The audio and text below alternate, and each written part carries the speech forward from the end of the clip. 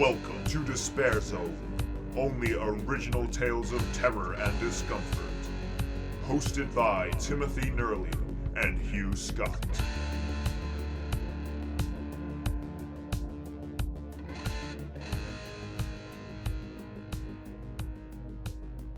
Welcome to Despair Zone. I'm Tim. And I'm Hugh. This is our first episode, so here's how we do things here. So the Despair Zone is a horror-centric podcast where we write and narrate our own original stories and then talk about and dissect them with each other. Yeah, so if you're a horror fan or you're interested in writing, then stick about because there will probably be something in here for you. Yeah, we're just doing this for a bit of fun, but hopefully you'll like it. And this is the first creative project that we actually might complete, which is insane, ain't it, Tim? Yeah, how many creative projects have we started and then never finished them? So, Tim and I have been friends since school. Yeah. So, there's a lot along the way. Do you remember when we were, I think we were in year 8. Yeah. And we said we were going to start a weapons company. Oh my god, yes, and we had the steam thrower. Instead of a flamethrower, it was so going to be stupid. steam. That was so stupid. No, that was class. Oh my god. I was a huge fan of that. You know, I'm going to write a horror story about all those weapons. Oh yeah. Yeah. Like the won't. hot That air. would be awful. The hot air getting blown in front of your face. Yeah, Like- it would be awful to use. Yeah. You no, would melt literally. yourself. Like, it would be to do... it would depend entirely on the wind. Yeah. And if you've ever been scolded by hot steam... Just put your hand over... Don't put your hand over the kettle. it's discomfort. You get discomfort. So what would that do in a war situation? Yeah. You just go into a room and just spray in hot air and just Hey, turn you're it all into uncomfortable now. Oh, look, your clothes are soggy. Ugh. And we thought that was a good idea at the That time. was a cracking idea. I mean, we were children, but we thought it was a good idea. And then there was the band. Don't talk about the bands. It's Several. several. The numerous bands that we've been a part of. Where it would be really good if I knew how to play an instrument. Oh, yeah. Oh, my God. I remember the last one we were doing. Because before you played bass, now you're learning the drums. Learning is a rich term. Oh, okay, yeah. Okay, now you're banging the drums. Nice. And I would just be there, okay, guys, let's do this. On guitar. And then, like, I remember James was just like, yeah, I can't do that. And then I was like, Tim, can we do boom boom ch, boom boom ch? Like, Because that's the only thing I know. no, it's got so you get the I'm like get the brushes and I'm like telling you like what to do and you're like I've not learnt that yet. I don't know how to do that. Like, I've got no sense of rhythm, which it really isn't You good. should have maybe stuck with bass then. Yeah, but bass is difficult. Yeah, it is. It makes your hands feel funny. Yeah, and I got small hands. I've got small hands. We've got the same size hands. Yeah, Like, that's really weird. that's pretty wild. Like- Considering Tim is 6'4" and I'm 4'11". It's a bit of a weird one. Rip. Huge Rip. rip. But yeah, we're finally doing this, and we actually cancelled another creative project to do this. Yeah, we cancelled a short film that we've been pouring our heart and souls into, but we were worried our cameraman would cancel, so we preemptively cancelled before he did to make this podcast. And then he didn't cancel. Yeah, he But didn't cancel. It's 4D chess. Like, if we'd like said we're still doing it, he would have cancelled. Yeah, he would have, but because we said we're cancelling, he's like, "Oh, but I was ready to go, guys." Yeah, exactly. He was Yeah. just trying to ruse us. Yeah, it's all that's the horror. That's the real horror story. That's the real horror story. The real horror story is trying to organise something, and it never happening. never happens. So we've been doing weekly sessions where I show up at his house and I'm like, "We are writing," just to get him to write. And I haven't finished the story yet. So today we're only going to be listening to one story, but it's going to be a long one. It's for you. quite a long story. It's about half an hour long, and it's about Among Us. Yeah. Or loosely based on the game Among Us. It took me a little while to figure it out, which just shows my awful IQ. But hopefully you can get there sooner than me. And Well, they've already got there because we just told them. Well, yeah, there we go. IQ again, showing up. But after the story, I'm going to be interviewing Tim and giving him my thoughts. And I'll be telling him why his thoughts are wrong. Yeah, I'm just going to really rat into him. Yeah, he's going to dissect... You know when, like, an English teacher dissects a story and they're like, this means this. And I'm going to be like, no, it doesn't. Blue is blue because he's melancholic. Yeah, the red on Curly's wife's dress means she's dangerous. She's an object of danger. No, she's just wearing red, bro. She just wanted to wear red. Yeah, it's just her favourite colour. Yeah. We're cultured. We read Of Mice and Men. We weren't forced to read it at all. No, definitely not. Yeah. Alright, let's roll the story. Okay. Yeah, let's roll the story and we'll see how it goes. And we'll talk to you after. We'll see you on the other side.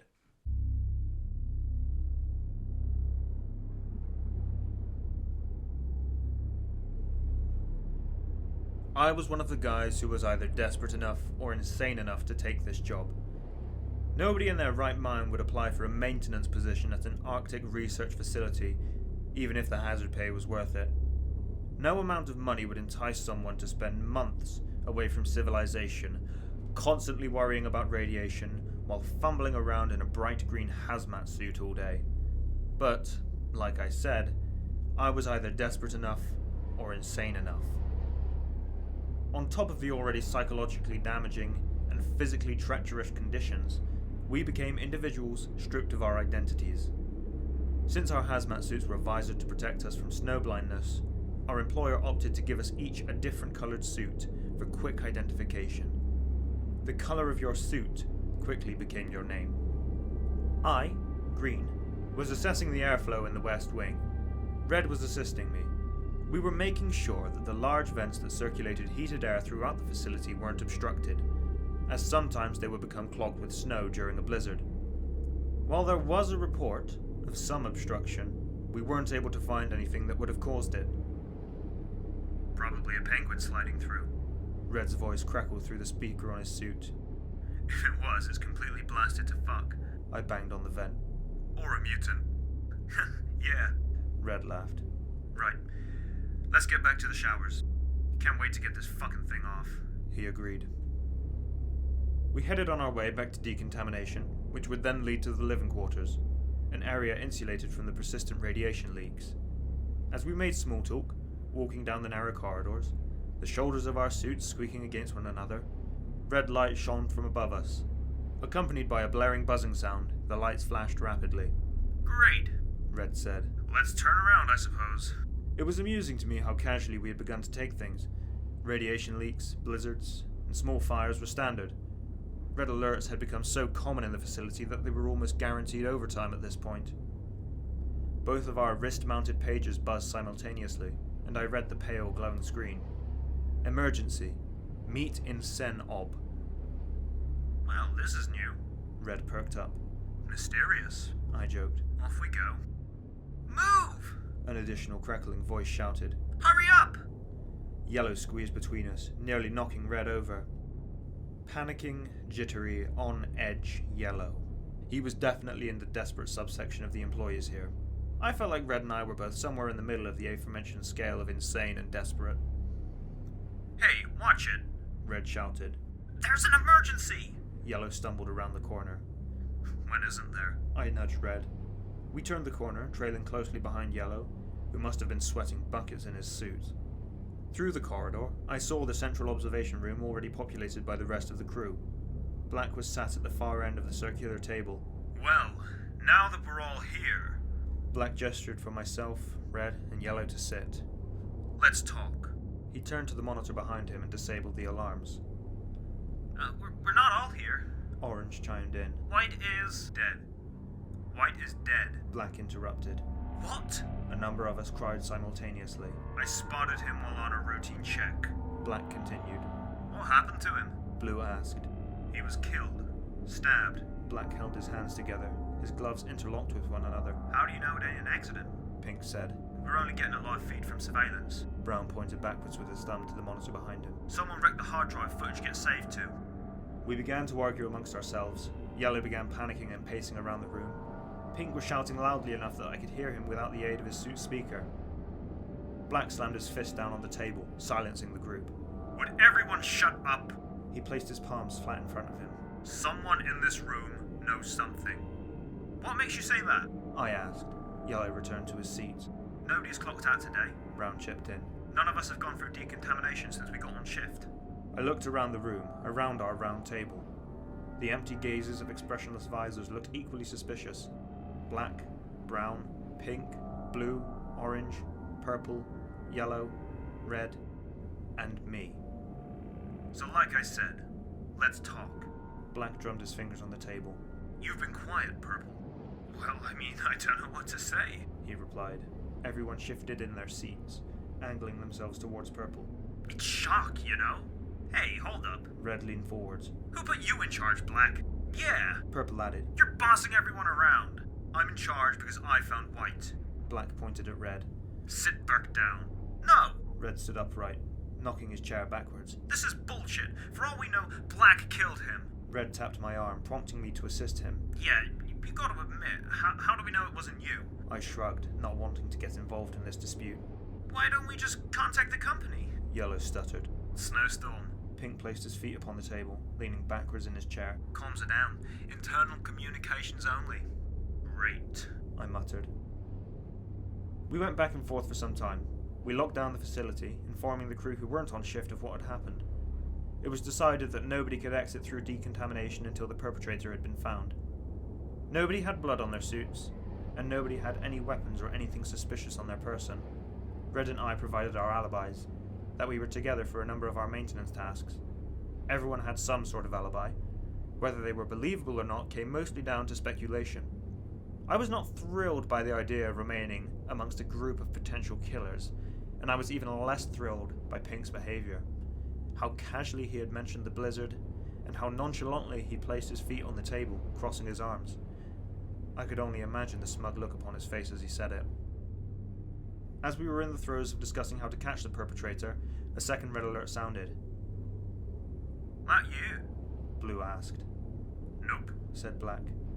Drill's busted. Brown called over from the monitors. Engineering and maintenance are needed ASAP. Whoa! Yellow threw his hands up, the helmet of his suit shaking back and forth. So you mean we still have to work, despite there being a murderer on the loose? Well, aside from that, the place goes up in flames. Brown laughed. How are you all so calm? Yellow wailed. Hazard pay. Blue stood up. Me, green and red will go. Right. Brown swiveled in his chair. Pink, see if you can make some sort of contact with the company. On it. Pink gave a thumbs up. Won't be able to, though. He twisted his thumb downwards. If any of you see anything or suspect anything... Black turned away to face the monitors with Brown. Use your pagers. Meet here. Anyone fails to show up, it's you. The three of us made our way down to the drill, while others were assigned jobs as other parts of the facility fell apart. The drill was a gargantuan machine, a titan that obliterated the ice underneath. Nobody was using the drill. I closed the door behind me as we approached. How could it have... I stopped mid-sentence. Shit. Red and Blue confirmed. How does that even happen? I began to laugh. Oh, this entire place is so scuffed. Blue grumbled. From the other side of the room, we could all see the problem. The drill bit had fallen out of the drill. The entire drill bit had, somehow, seemingly unfastened and fallen straight into the hole that it had made. By now, it would have sunk to the bottom of the icy depths of the Antarctic Sea. The three of us determined that we had no chance of retrieving the fallen drill bit, so we immediately abandoned the task we had been assigned. A perimeter of black and yellow tape surrounded the hole left by the drill. I approached, ducking under the hazard line, and peered into the pit. Trippy, I said. Don't be an idiot, Green. Blue followed along behind me, keeping his distance from the pit. Relax, Blue. Red stood beside me. He's good at being an idiot. A little too good. I sat on the edge of the pit. Morons. Blue tutted. If I was the murderer, you'd both be dead. You know that, right? No, we wouldn't. Red joined me in looking into the pit, leaning over my shoulder. They'd know it was you if we didn't come back. Could be any of us, I said. Who do you think it is? Blue asked. You. Red and I said in unison. Arseholes. Blue snickered. Blue messaged Brown on his pager, which was a cumbersome task while wearing the hazmat suit. He informed him of the drill mishap, which prompted a response from Brown for us all to meet back in central observation. The narrow corridors allowed for only two of us to walk side by side. As Red and I led the way, the facility experienced yet another mishap. The lighting began to dim before shutting off completely. God damn it. I fumbled around on my helmet. Fuck! A voice yelped. A clanging and scuttling sounded above us. Oh shit, get your fucking lights on. I fiddled around with the controls on the side of my helmet, finally illuminating the immediate area around me with my headlamp. Red's headlamp shortly followed. Where's Blue? Red said. We spun around, searching for our colleague. In the dark, a silhouette of Blue's feet swung from the ventilation shaft above us. What the fuck? I reached for Blue's legs. Get him down. Red followed suit, and we pulled Blue's legs from the vent. But that was the problem. It was only his legs. Oh god, oh fuck. Oh god, oh fuck. Red hyperventilated. A mess of gore trailed from the suit's legs that flopped down from the vent, spilling over both me and Red. Oh no, fuck. I collapsed to the floor, scooting away from the remaining half of Blue's corpse. Fuck, what the fuck? How did that happen? Green? Red hunched over, his hands on his knees, breathing rapidly. You know what this looks like. No, come on, Red, don't. I sat against a narrow corridor wall. They're gonna think we did this. Red took a step closer to me. No, they won't. They can't just say that about us. I looked up at the looming red suit, that blank visor staring into my soul. We have to fix this, Green. Red took another step towards me. Fix this? How can we fucking fix this? I shouted, unable to back away any further. Let's clean ourselves up. Red wiped the front of his suit, the blood sticking to his glove. Say we got separated from Blue in the blackout. No. No, we have to tell them what happened. I jumped to my feet. No human can do that in 3 goddamn seconds. The lights turned back on. At the far end of the corridor stood a figure. A bright, yellow hazmat suit. With such obtuse body language that I could sense his anxiety from a mile away. He darted to the left, out of sight, down a narrow pathway. Yellow, wait! I bellowed, but Red had already begun chasing him. I ran after them, stumbling through the winding corridors, barely able to keep up with the thundering pair. The twisting path that Yellow took led us to the central observation room. The 3 of us skidded to a halt as we again were the final 3 to arrive. Well. Pink slurred, sat in the same position as before. With all the sass of a teenage girl, I could imagine him popping some bubblegum as he spoke. Holy heck! Purple blurted out, jumping away from me and Red as we trailed behind Yellow. I counted a total of 7 people remaining in the room. Aside from Blue, the second person missing was Black. Brown was still sat at the monitors, cycling through the cameras. Yellow was babbling incoherently to Purple, and Orange stared silently at me and Red. Pink reached across to tap Brown. No Blue and Black? He asked. Well, Brown pointed to the camera feed in front of him. there's half a Blue. He clicked past a few more cameras. And there's Black with about 30 holes in him. And here's Green and Red. Pink said. Covered in blood and chasing Yellow, who went off with Blue. Oh, shut the fuck up. I pointed at Pink. They were stood right by him when I saw them. Yellow's stammering plagued his shouting. Come on, Brown. You must have saw something on the cams. Red pleaded. Lights went out. Brown shrugged. Couldn't see shit on the monitors. In Black's absence, Brown had become the de facto spokesperson of the group. In his role of monitoring the security cameras, he became the only trustworthy person that the group could look towards for information. Red and I, on the other hand, appeared to have been caught red-handed. You're going to have to trust me. Red took a seat and prompted for me to follow. I sat, and Red continued. Me and Green tried to help Blue while the lights were off, but he was just cut in half. There was nothing we could do. No way! Yellow paced around the room, back and forth from Brown's monitor to the corner where Purple stood. When the lights came back on, Yellow was just stood there. Red gently nudged my leg under the table with his. Yeah, I took a second to think, unsure of exactly what Red expected me to say. A harder nudge from Red gave me some clarity. It's kinda suspicious, Yellow.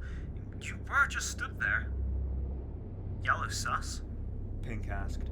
What do you mean, Yellow sus? Yellow held his hands to his visor, shaking his head. You have got to be kidding me. Purple, orange. Brown said. What do you two think? I'm not getting involved in this. Orange said, still facing towards me and Red.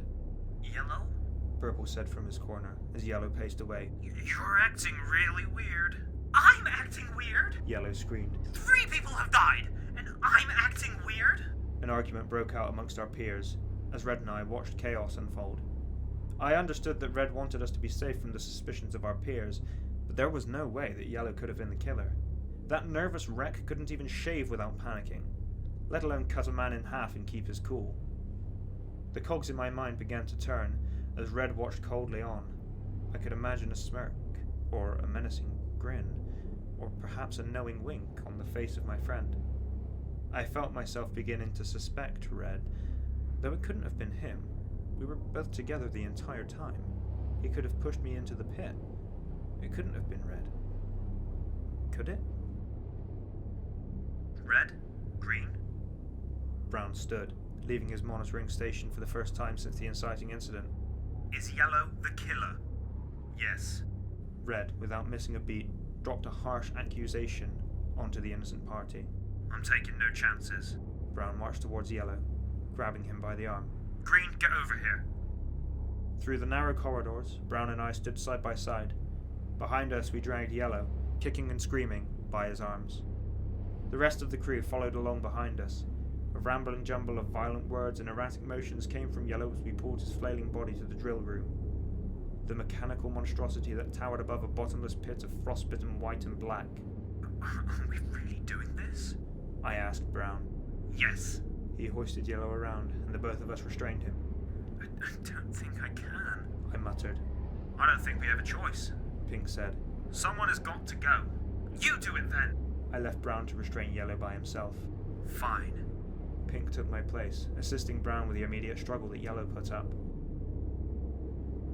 The scream that echoed from the pit as Yellow plummeted to his inevitable end in the frozen ocean was deafening. It was abrasive, loud. I could hear it scratching at Yellow's throat. His guttural screams were silenced by his clattering against one of the walls of the pit. A faint splash concluded the macabre symphony. I knew that we had all sentenced an innocent man to his demise, but I felt a small sense of relief that it wasn't me plummeting down the pit. That was the only thing that kept me from vomiting inside my suit at the framing of Yellow. The snowstorm battered at the fabric of the drill room that was more of an external canopy than an actual room. Like a white noise, it distracted me from the deed I had been an accomplice to. Red stood strong, remnants of blue still bare to see upon his suit. I slouched and looked down at my red gloves that should have been green. Knowingly sentencing an innocent man to death took its toll on me. I followed the rest of the crew to the central observation room, but I kept my head down and dragged my feet. To the best of my knowledge, there was still a killer among us, and we were down 4 crewmates. Green, red, pink, brown, purple, and orange. I knew it wasn't me. It can't have been Red. I was sure of it. Brown seemed eager to dump Yellow into the pit, as did Pink. Purple turned on Yellow without a second thought. Orange had been far too quiet for my liking. Red's instant decision to ostracize Yellow instead of try to explain the situation made me question him too. Maybe he truly believed it was Yellow. Maybe he was just worried that he would be accused of being the killer. What worried me more than the uncanny behavior of my colleagues, however, was the speed and ferocity with which the killer bisected Blue. Whoever it was, whatever it was incredibly efficient at killing. I didn't feel like performing duties to assist with the upkeep of the facility any longer. It made me feel vulnerable to have to walk around this collapsing relic of a building. In that moment, I then felt how Yellow must have. Fear, paranoia, anxiety, vulnerability, a persistent worry that somehow something will go wrong. Premonitions of Pink piercing me with a palm blade pervaded my mind. It had to be him. How willing he was to step up to the mark and throw Yellow into the pit. In those mere moments that Yellow plummeted, I could picture Pink grinning perversely. I knew that I had to catch him in the act, but I had no idea how. I hoped that perhaps Brown would see him on one of the security monitors, but I didn't trust Brown entirely either. That's that sorted. Brown clapped his hands together as if he was dusting them off. And what if it wasn't him? Orange piped up. Then it's Red, said Pink. Red was about to interpolate with some retort when he was interrupted by yet another red alert. Something that needed fixing. We would have to make our way back to Central Observation to see exactly what it was. Brown informed us, after checking the facility diagnostics, that there was a problem with the central communications server. Orange, the computer engineer, was tasked with inspecting it. Pink, communications specialist, would assist him, and so would Red and I. That left Purple and Brown alone to monitor the cameras. Red and I hung back from Orange and Pink, keeping our distance enough to communicate with each other about the rest of the crew. I don't trust Pink, I said, matter-of-factly. I don't either. Smug prick. Red muttered. It wasn't Yellow, you know. I whispered, though loud enough that it would be audible through my suit's speaker system. Rather him than us, right, Green? We could have explained it. I don't know, it feels really fucked up. Self-preservation. Red trailed a hand along the wall beside him. Pink and Orange were murmuring to one another ahead of us, probably having much the same conversation about us. Red and I agreed that Pink's behaviour was disagreeable, to say the least. As calmly as everyone had acted, nobody had behaved quite like Pink. Right, let's check it out. Orange slid the door open. We're up shit creek without a paddle if we can't get our pagers back, since we have no external comms with the company. Any luck with that, Pink? I keep telling everyone, snowstorm. Pink banged his hands on the wall as he followed Orange inside. Red put a subtle middle finger up behind Pink's back as he entered behind him. Let's just get this over with, I said. The server room was small, box-like, the exact opposite of the vast expanse that was the drill room. 3 towers, equidistant from one another, were the object of our focus. I didn't see how much help I could be. I was a maintenance man. I supposed that additional company couldn't hurt, given the situation. It wouldn't be wise to leave anyone alone with Pink. Once all 4 of us were inside the room, Orange closed the door. Hey, what's that for? I tried to stop him. I know it wasn't Yellow. Orange grabbed my wrist. It could still be Brown or Purple, or Pink, or Red, or you. I saw my bloodied suit reflected in his visor, and I realized exactly how I must have looked to my colleagues. It was much more noticeable on my green suit than it was on Red's. Nobody leaves or enters until we are done here, Pink added. Orange assessed the 3rd tower, the only one which wasn't powered on, and found the source of the problem. There was no problem with the tower itself. It was simply the case that a fuse had blown.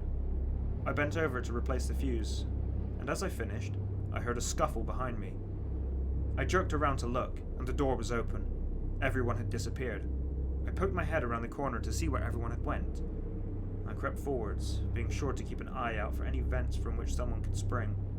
As I hugged the wall, I found myself able to position myself behind a maintenance trolley, able to peek over the top at an unused clearing. It was once a common area, before the frequent radiation leaks made it unusable prior to the arrival of the current crew. Placed perfectly upon a middle table was Pink, perforated and pouring blood. The holes in his suit were like fountains. Stood beside him was Red. Hey! Red shouted. Someone! Green! Pink's fingers twitched as Red lifted him. Pink was still alive.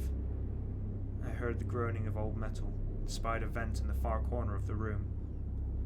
Pink wasn't the killer! Come help us! Red hoisted Pink up onto his shoulders. As I was about to dash forwards to assist Red, a single thought stopped me. What if this was bait? I knelt, watching Red help Pink. It was a useless endeavour. His hazmat suit was filled with holes. If his wounds didn't kill him, the radiation would. Red helping Pink didn't make any sense. The vent behind them groaned again. The earlier distaste Red expressed for Pink doubled my suspicions. Come on! Red pleaded. I ignored his cries for help. It had to be him. I turned tail and sprinted to what had become the investigatory hub. In central observation, hunched over a computer desk, Brown still sat. Hey, Brown! I shouted. I received no response. I walked over to him. Brown? In his chair, Brown was slumped over his keyboard. Blood dripped down from his helmet. A smattering of red dripped across the keys. A hole from behind his head, passing through and shattering the front of his visor. Pieces of tinted visor were strewn about the desk. I slammed my hand down on the emergency button that Brown had used to sound the red alert earlier. My trembling fingers typed out the same message on the now up-and-running paging system. Emergency. Meet in Sen Ob. And there we were. 3. Red, purple, and green. Where's pink? Asked Purple. Where's orange? I asked. It's just us, isn't it? Purple stood as far away from us as the room would allow. I was following the same safety measures. Red was carelessly standing beside the central table. So that means it's one of us. Red grimaced. Yeah. I flitted my gaze between both Red and Purple. Neither of them gave anything away. They were both cold, faceless entities in my wake. Someone with a more observant eye might have been able to determine something from their body language, but I was far too nervous to even begin to consider doing that. The two of them exchanged words, but the meanings of whatever they said slipped through my mind like an incorporeal sludge. Their conversation was white noise in the background, as the machinations of my thoughts manifested a single dark thread that was woven into a sinful tapestry. It's one of you two. I said. Hey! Purple pointed the metaphorical finger at me. How do I know it wasn't you? Green was replacing the fuse in the server room. Red vouched. That's when the door opened, and pink and orange both ran out. Why did they run out? I directed my attention to Red. How should I know? Red threw his hands outwards. When I followed them out, orange was gone, and pink was dead. So it's him! Purple shouted. You gotta see that, Green. Hey, we don't even know where orange is. Red shouted back. The two began hurling insults back and forth, and I spied the monitors. Rolling Brown out the way, the wheels of his chair squeaking as I did so, I crouched by the screen. Rapidly clicking through the various camera feeds, I found what I was looking for. Over here. I projected my voice at the rabble of their argument. Orange's leg's just around the corner from the server room. The two stopped and turned to the monitors. Damn. Red said. So now, I'm going to ask you each a few questions. I turned to my first defendant. Red, where were you when Pink was killed? I was running after them. I went around the corner, and Pink was already dead. Red responded. Why did you leave me in the server room to follow them? I don't know. I saw them running around and I followed. I don't know why they did it. Red's voice became more panicked as he tried to explain himself. Who opened the door? I asked. It was open from the outside. It had to have been Purple. Red began to babble. And you? I turned to Purple. Where were you when Brown was killed? There was a problem with the heating system. Brown told me to fix it before we all froze to death. Purple shifted incessantly as I questioned him. Why didn't I pass you on my way back to Central? I said, calmly, adjusting my stance. What? Purple backed away. I was inside the boiler room, right beside the heating unit. Why? I heard running down the corridor. Purple explained. So I hid in there on my way back, but it must have been you. Oh, Red, did you pass by the boiler room? I asked. No. Red said. I didn't go that way either. He's lying! Purple screamed. It has to be him. Green, come on. Red placed a hand on my shoulder. You were right there. Whoever killed Blue was in the fucking vent. Did you see me crawl around in the goddamn vent? Would both of you just shut the fuck up for 1 second? I shouted at them both, swatting Red's hand away. One of you is going down the fucking pit. Green. Red lowered his tone. I vouched for you. If it was me, I'd have told Purple it was you. That's bullshit. Purple raised his tone. That's what he wants you to think. He's manipulating you. Enough. I slammed my fists on the table, in much the same way Black had earlier. We are walking to the pit. All three of us. I walked behind Red and Purple, pressing them onwards. Armed with Brown's wheeled office chair, I prodded at their backs to push them forwards. Whichever one of them it was knew that, if they tried anything, the other would come to my aid instantly. The two professed their innocence to me as I marched them onwards to the drilling room. When we arrived, the two stood outside the boundary of the hazard tape's perimeter. I, with office chair still in hand, trembled. I knew that I would be committing a murder, and I might not know if I had condemned an innocent man until it was too late. Red was eager to kill Yellow, you know. Purple muttered. Yeah, and you were quick to turn on him. I raised the chair. Neither of you can use that shit here. You know why I did that. Red said, and for the first time I sensed worry in his tone. I was protecting us.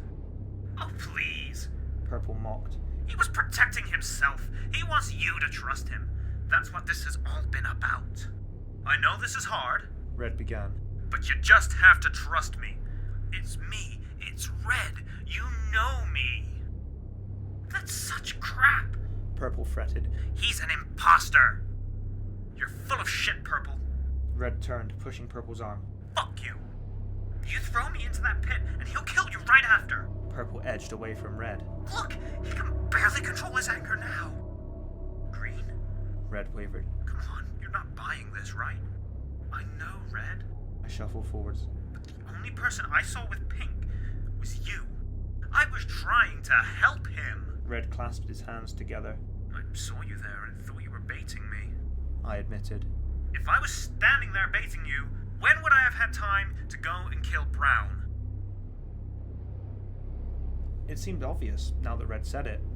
Red had a solid alibi, in the sense that the only time he was out of my sight was in the moments I traced his steps out of the server room. Purple, on the other hand, could have easily been crawling around in the vents. I hadn't seen him once in the entire time I had been walking around the facility. Well, Purple shrugged. I can see this isn't working. His entire demeanor changed. With a furious speed, Purple extended an arm and struck Red in his temple. In a second swift motion, he swept Red's legs from under him. Motherfucker! I readied the chair to throw at Purple, but a seam opened on his stomach. Sloshing goo spilled from his midsection, and a dozen writhing, black, sopping tendrils wormed their way from the gaping maw that had appeared on Purple's suit. In my hesitation, Purple saw an opportunity. I was aghast at what he was, or what he had become. I stared at the screeching mouth, its rows of sharp teeth hypnotizing me with fear. The tendril sprung forth from the abomination and ripped the chair from my hands, pulling it towards him. Red leapt to his feet, springing forth to take the chair from where it had fallen. He swung it at Purple, pushing him backwards towards the pit. The hazard tape ripped as Purple stumbled backwards over it. The still squirming tendrils blocked the successive blows of the chair, but Red kept pummeling him. The sloshing Purple finally managed to knock aside his adversary, and I rushed towards them. I was making my dash to finally knock Purple into the pit when a single tendril shot towards me. The spiked appendage was aimed right towards my face. A lolling tongue drooped above the bottom row of teeth, the faux lips upturned in a smile. As the spike sprung towards me, my vision was obscured by a dark spray. I tumbled backwards, landing flat on my back. Quickly wiping my visor, I saw my friend, Red, stood between me and Purple. Poking from his back was the tendril that had been intended for me. Red stumbled forwards, impaling himself further on Purple's spike. The rest of the tendrils rapidly pierced Red as he approached Purple. Still, as if he was built of sheer determination, Red pressed onwards. Meeting Purple at the edge of the pit, Red fell forwards. Then, clattering, the pair hurtled downwards. The harmony of screeching, stabbing, and colliding ended with the same gentle, distant splash that had ended Yellow's closing number.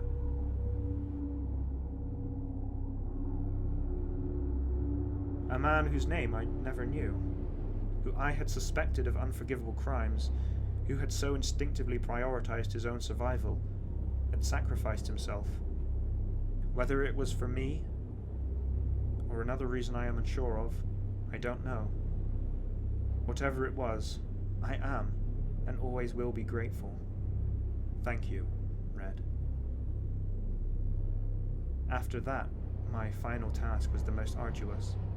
I needed to get my colleagues in the living quarters to believe me.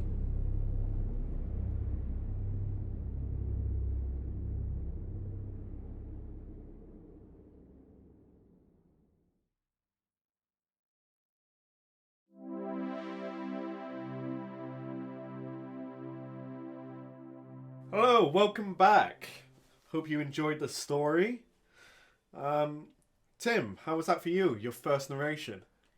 I'm not gonna lie, it was kind of tricky because I was trying to keep up with all the voices I was doing on the fly. Because I didn't decide beforehand, aside from like a select few voices, what they were going to be. Rookie mistake. Shut up! Well, yeah, no, I was like, there in the full recording where I haven't edited it, there's a bit where I'm like giving a character multiple voices before settling on one. Just got multiple personality disorder. It was Blue. I started out French. I was like, hello, I am Blue. And it's like, and ended up being Scottish just because that's an easy accent to do for me. It's just got dual heritage. Oh, dabs on the mono heritage people. Yeah. Well, On them. whatever. But yeah, you didn't make that easy for yourself. No, I really didn't. I should have thought beforehand. Right, I'm going to give these. I should have written a list. Yeah. Of who has what voice. Yeah. But I didn't. I just assumed that's what you're gonna do. No, I just thought, oh well, I'll record a narration now because I just decided to do it like on a whim. Did that influence who you were gonna murder? Oh no, because the story was written like like a week before I decided to narrate it. Because when Blue was killed, he was the Scottish one, wasn't he? Yeah. I didn't know if you just didn't want to be doing the Scottish accent anymore, so you just completely wiped him out. No, that's just because when I was giving people voices, I was like, oh, what accents haven't I done yet? So it just happened to be that Blue got given the Scottish accent. Well, I would hate to see what 11 would have been. You just cracking out the Italian accent. Oh, mamma mia! Yellow is dead! Oh no! Why did we throw Yellow into the pit? It was not him! Oh god, brutal. Essex for the next one as well. Oh, I can't do that. No. Yeah, I'm not even going to bother. I'm not going to attempt it when it's just gonna sound it's just awful. putting you on the spot. Yeah. Like, yeah, Tim, do the funny voices, Tim. Dance, monkey, dance. When I pictured this in my mind, I pictured it like ultra realistic, like something out of Dead Space. I saw with the visors. I know that you're supposed to be picturing it with like hollow visors, like in Among Us, but in Dead Space, he's got colours that come out of his helmet. And I was expecting different colours for each person. And that's how I viewed it. That's how it was in your head. Yeah. And I've never played Dead Space, so... No, yeah, that's what I got from it. And The Thing as well. Yeah, bigly The Thing. Because we watched The Thing recently. Yeah, well, I mean, you more recently than me, but, Yeah. Yeah. With the whole... It's obvious that the team behind Among Us took huge influence from that. Yeah, I do think that... I think the imposter is confirmed in the game to be an alien. Oh, okay. So, it's got to be influenced by The Thing. But especially one of the animations and what you put into your story. Where the stomach opens up. And you can see the teeth. And obviously there's that scene in The Thing where the doctor gets his arms ripped off from where it bites into him. I do kind of want to talk about like the practical effects because I really like the practical effects in older horror movies. Yeah, like David Cronenberg. Yeah, etc. I haven't seen nearly enough. No, I know. It's because it's like a lot of it's dated. Yeah. So you kind of you turn it on and it's like doesn't capture your interest because your brain is like monkey brain. Oh, but this other movie has big flashes and bright colours. Yeah, and it's like, oh, that doesn't look realistic, therefore not scary. Therefore bad. It's therefore like, no, bad. but it's actually really good. Well, when I was watching The Thing, I found that I was very scared. And this is the original The Thing. I haven't seen the remake, but you have. Yeah. But without giving too much away, it's more of a prequel. Yeah. Than a remake. Oh, sorry. But yeah, like everyone refers to it as the remake. Yeah. So. It's but they were originally going to do that with practical effects. Really? They had probably should have done. Yeah, that's so like a nice callback. They had all of the you can have a look at the behind the scenes where all the scenes in the film had been done with practical effects before. But Really? yeah, but it was a And then they just redid everything with CGI. yeah, it was a decision by the production company. They said no, Just purely because people will be less interested in it. Yeah. With its practical effect. because they're like CGI good. yeah. And now, if I mean, the CGI is really good in it. wait, But oh, is it? yeah, it's done really well, the CGI. But I would have liked to have seen the practical effects. Yeah, As well, part of it. Yeah. I'll have to show you Yeah, after. show me that later. And Yeah. I'll implore everybody else to have a look because, yeah, the team behind it is extremely talented and it looks brilliant. Yeah. Yeah. But yeah, that's what I got from the story. It reminded Yeah. me a lot of The Thing. Can't trust anybody. Anybody going off by themselves. Yeah, it's like, why are you doing that? Yeah. You're acting sus. Yeah, acted super sus. It was the character that I thought had did it from the start was Red. Yeah, that's what I wanted to make you think, I guess. I thought he was awfully sus. So the reason I made it Red, who sounded sus, was because for some reason Red always gets blamed, like Red sus. Yeah, no, definitely. Yeah. That's probably, like you said before, monkey brain. Yeah. Red bad. Red bad. scary colour. Red Yeah. bad, yeah. That's why I always just boot out the bright colours first. I'm like, cyan and pink and lime. They're all sus. Why is cyan such a sus colour? Even when cyan's not the imposter, they're always walking around doing weird shit. Yeah, 100%. Yeah.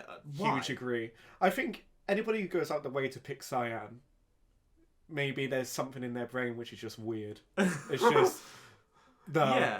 Yeah. Because you're either blue or red. Yeah. Aren't you? I always go. I go red or orange because I become a carrot. Yeah, you were doing blue quite a bit though. I don't like blue anymore. No. No. Yeah, well you're red, so you're sus. I am sus. It's when I play as the imposter, I am awful. Yeah, you tend to be better when you just don't say anything. Yeah, but when I play as crewmates, like lots of people just leave when they get That's crewmate. annoying. It's really annoying because I really enjoy it because I love When we like were playing the other night, and we were like the hardcore detective. yeah. And like I saying see that someone fake a task, and then we just both go, "Oh, he vented." yeah, and if you got somebody to back you up, Yeah. like that's it. That's And good. Easy game. When someone doesn't vent and you lie about them venting, and it says they were the imposter, that's like such a mog. It's such an easy game. Yeah. Like it's just showing off how easy it is. It's just showing off. It's like brain flex. Yeah. And just saying, no, I did see that person with the body. Yeah, like he was just stood there. And he wasn't. Yeah. Like 100% he wasn't. But what are you gonna say? Oh, I think he's kind of suspect. It's like No. two of us are backing each other up. Therefore. Therefore, everyone else just goes along with it. Yeah, exactly. And then when you get it wrong, and then you immediately, for some reason, it's always you. Yeah. As well. Red. Because I'm green. Red I'm sus. always green. So You're they- red. so So they just go- if it's not yellow, it's red. And they always just leave out green. Yeah, and I kind of get away with it. It's Yeah, it's fun. you usually do. Which is depressing. Yeah. But you're good as the imposter. Annoying. I can imagine it being annoying because I always kill you first. Yeah. Because I know if I don't, you're going to accuse me because I'm not doing detective. Yeah, exactly. You're like, oh, he's just not doing the detective stuff with me, so it's him. He's Like- not talking. Yeah. And the way I know that you're the imposter is I just walk around with you until you kill me. Yeah. Because I'm like, Oh, it's you. yeah. But then if you don't kill me, I'm like, okay, it's definitely not him. So anyway, back on topic. Was yellow being cowardly a deliberate act, considering yellow is cowardly colour? Yeah, so I made, because obviously yellow belly sort of Yeah, thing, right? exactly. I wanted yellow to be the only one who was kind of acting as most people would, and I think most people would panic, Yeah. would shit their pants, would shit and piss themselves, and I'm shitting and I'm pissing. yeah, like most people just would be completely panicky in that situation, and everyone else just being so casual was kind of like it was kind of a joke, I guess. Yeah, and you said at the beginning that you had to be insane enough or desperate enough to get the job. Yeah. I guess yellow was on the desperate side Yeah. of that scale. Yeah. Like, he had to go there, he had to do this Yeah, it's job. just like he just really needed the money for whatever reason that Yeah. might be. Yeah. And he wholly wasn't insane, but Yeah. He But then you've got Pink going, yellow sus? yellow sus. Yellow sus? What does that even mean? Yeah. Sus. What do you mean, yellow sus? And yeah, he got yeeted out. Yeah, he got... Yeah. Well, because he was the only one who wasn't acting, like, really calmly. So, they just... Overacting. Yeah. Overreact. They thought he was overreacting, thought he was faking it. So, doing this in Antarctica as well, how come you didn't do the space station? Well, so... I'm fairly certain I said Arctic. Oh, okay. But I also said penguin. So I'm going to retcon this, and I'm going to say the reason they said penguin is because they're not researchers, they're just the maintenance men, and they don't really care. yeah. Yeah, so that's why they were joking about a penguin, even though it's in the Arctic, not the Antarctic. And you really had to clear that up because I guess that was Because really bothering it you. was bothering me, Yeah. because when I listened to it back, I'm like, I'm not going to go back and re-record that one bit, because that would be a waste of my time. I am in Antarctica, the South Pole, where there are penguins. No, I don't know where I am. I don't know. It's in a snowy one. Yeah. It's either at the top or the bottom. I'm not sure. Just if it's at the top, then the reason they said penguins is because they don't give a fuck. They're just maintenance workers doing it for the money. And it was just a joke. It was also just a joke. When it comes down to it. Yeah. I felt really stupid listening to that back. I'm like, oh my god. I What? fucked it. I fucked it up. I fucked Everyone's up. gonna notice that. Everyone's gonna laugh at me. Yeah, genuinely. That's like my mind. I'm like, oh, I fucked it up. No. It's Brown was my favourite character in the story. It was largely because of his accent and Yeah. the nonchalant announcement of Blue's body being in two separate places. Yeah. I was just wondering what yours was. Gosh, I don't know. I think I quite liked doing Pink. Yeah. Just purely because he's kind of an asshole about the whole situation, and like he's innocent. He's done nothing wrong. He's just like, well, no, I can't fix it. I'm done. Like, I'm not doing my job. Fuck you. It's like, Yeah, he seemed like a he was enjoying the situation, enjoying the drama. he's one of the crewmates that doesn't do his tasks. Ah. So when you're in the game and you're like, oh guys, let's just finish tasks and we'll win, and there's one guy who's just not fucking done them. That's him. That's him. Yeah, He's that's the Pink. troll. He's like, oh, I'm not doing my tasks. I can't be fucking bothered. It's like he doesn't even try to fix like the communications issue. Yeah. He's just like, I can't do it. Yeah, and we'll find the guy sooner rather than later. Yeah, we'll find the guy. Like, Yeah. Yeah. And even though he gets yeeted, but yeah, well, he does get yeeted as well, but there we go. You win some, you lose some. yeah. Interesting you mentioned Brown's accent because I wanted him to sound like Ghost from Call of Duty. It's cool that he had his role Yeah. of being on the cameras, Yeah. and like you had each person Because having their there's always design one role. guy who spends the Yeah. entire time on cams, right? Yeah, So, definitely. And then having it as Ghost, Yeah. as sort of like a CIA agent. Yeah, I just thought it was a sort of nice thing. little nod to. Yeah, it's I like the little touches that you put in, like what we've already talked about, the stomach opening up and you see the sharp rows of teeth and the tentacles, but Yeah. also finding only the bottom half Yeah. of yeah. was it Blue's body?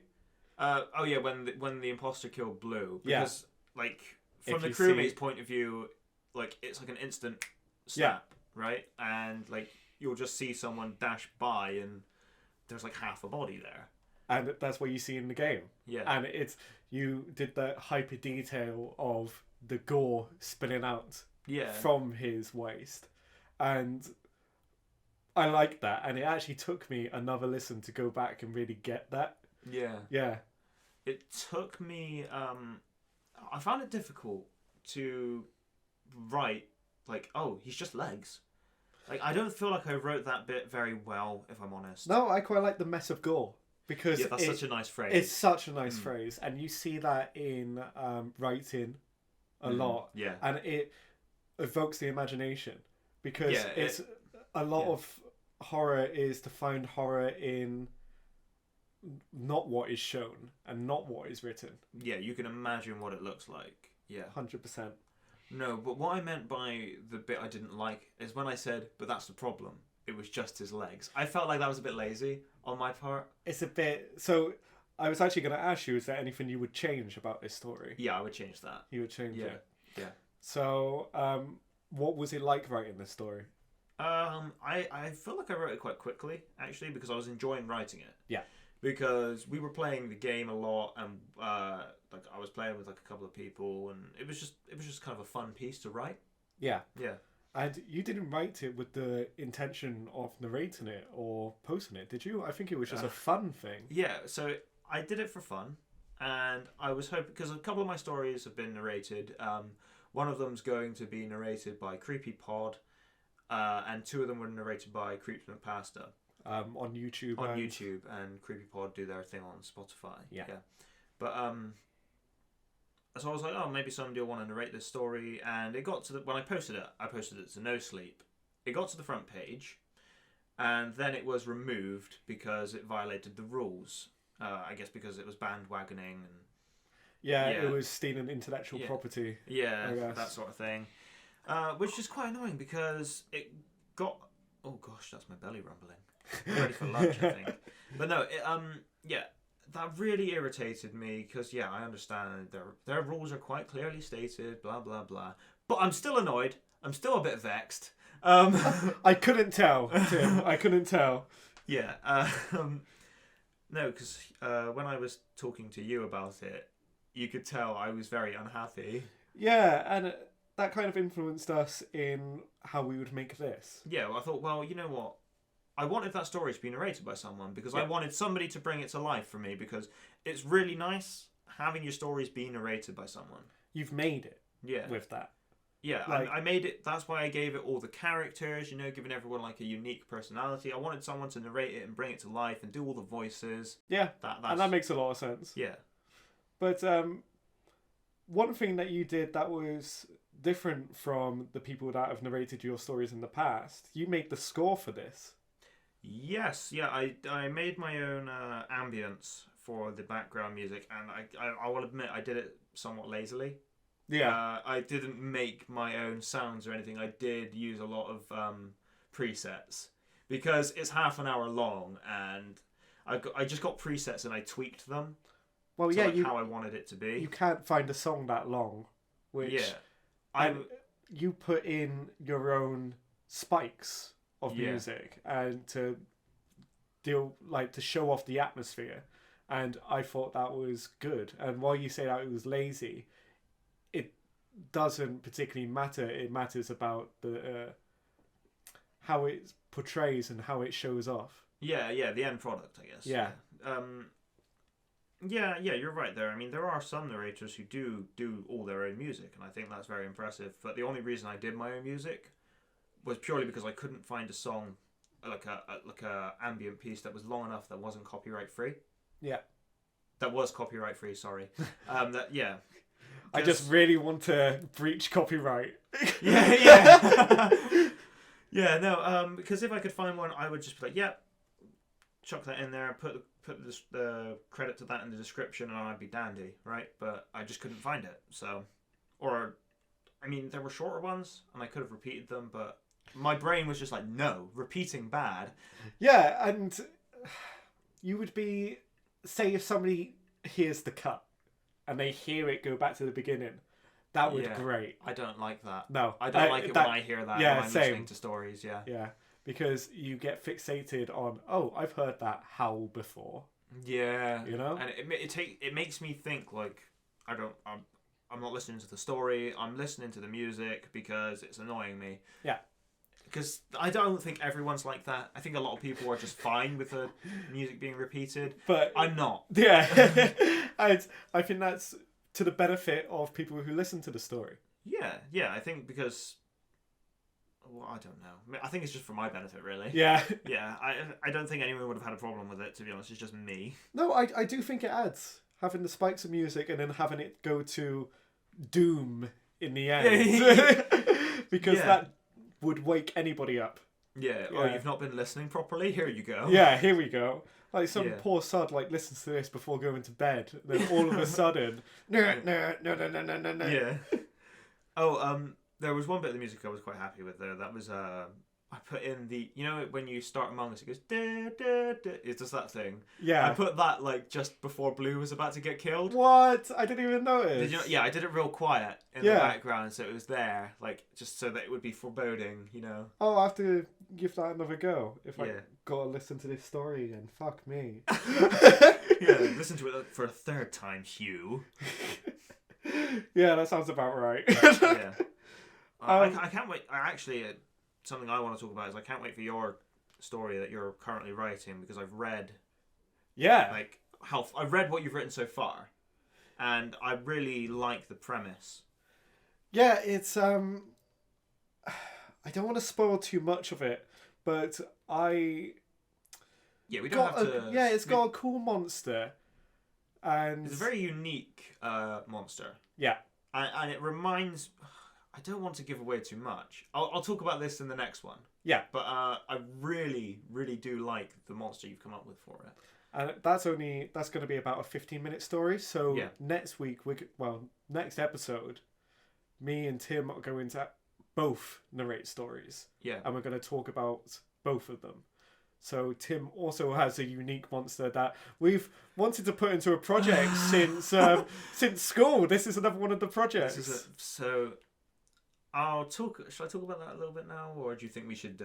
We'll just leave it for next time. We'll leave it for next time. Yeah, but it's a monster that I drew a very long time ago, and it's not been put into its own project. Well, its own finished project since that time, and I don't know. I've had a little obsession with trying to fit this monster into something. So For a long time, since I drew it in German class in year 8 or something. Year 8, so that would be 13, 12. Oh gosh, wow, yeah. Well, to wrap up, I thought it was a good story, Tim. Thank you. I enjoyed listening to it. I enjoyed all the different voices, and as you can tell, I enjoyed the music. But will you ever return to this story to find out what happened to him after the end? To this story specifically, or to like an Among Us story in general? Both, I guess. Oh well, no. I might write an Among Us story that's set on a space station, just because it's like would be nice to do one that's closer to the game, but I don't think I will. Yeah. I might do one if I feel like it. That's the thing though, because writing for both of us is if I feel like it. Yeah. Yeah. 100%. And you can always take influences from this story and put it into another thing, because influences come from anywhere. And that's a big thing that we want to put into this pod. Yeah, especially with the stories we have next week, is that the inspiration for both of those, comes from sort of a unique place, I suppose. Thank you for listening. The next episode should be out in a fortnight's time. And until then, we would love to hear from you, and we would love to read stories that you've written.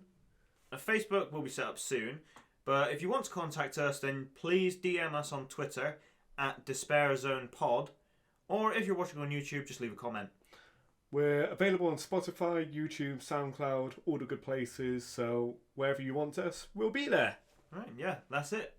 Bye-bye for now. Bye for now, guys. See you on the other side. Shut up. That's our tagline now. Yeah. Is it? No, it sounds really awful, but see you on the other side.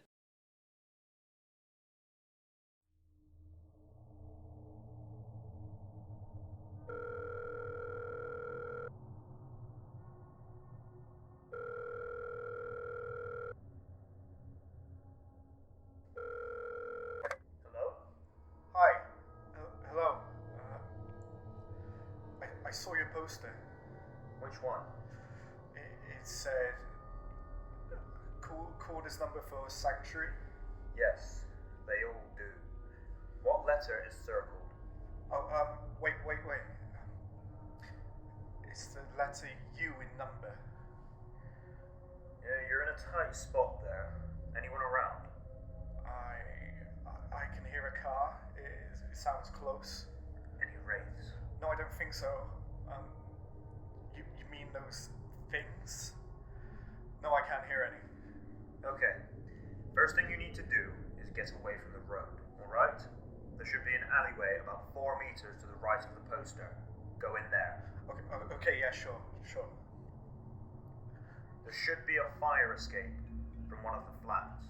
Climb up there to avoid wraiths, then we can talk. Right. Okay, I'm on it.